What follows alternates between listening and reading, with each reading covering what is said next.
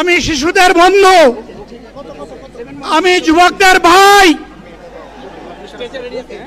আমি বয়স্কদের সহযোদ্ধা, আমার বোনদের আমি ভাই। সুতরাং তাদের মুক্তির জন্যই আমি দায়িত্ব নিয়ে আজকে এখানে দাঁড়িয়েছিলাম।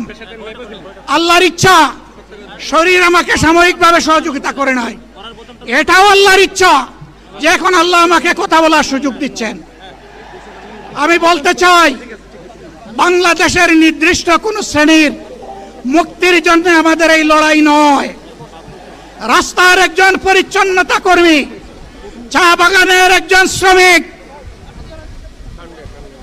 রক্ত পানি করে ঘাম জড়ানো আমার একজন রিক্সা চালক ভাই, মাঠে ময়দানে বাংলাদেশের মানুষের মুখে যারা এক মুঠো, আমি শিশুদের বন্ধু, আমি যুবকদের ভাই, আমি বয়স্কদের সহযোদ্ধা, আমার বোনদের আমি ভাই।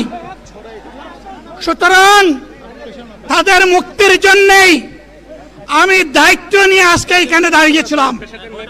আল্লাহর ইচ্ছা শরীর আমাকে সাময়িকভাবে সহযোগিতা করে নাই, এটাও আল্লাহর ইচ্ছা যে এখন আল্লাহ আমাকে কথা বলার সুযোগ দিচ্ছেন। আমি বলতে চাই, বাংলাদেশের নির্দিষ্ট কোন শ্রেণীর মুক্তির জন্য আমাদের এই লড়াই নয়। রাস্তার একজন পরিচ্ছন্নতা কর্মী, চা বাগানের একজন শ্রমিক,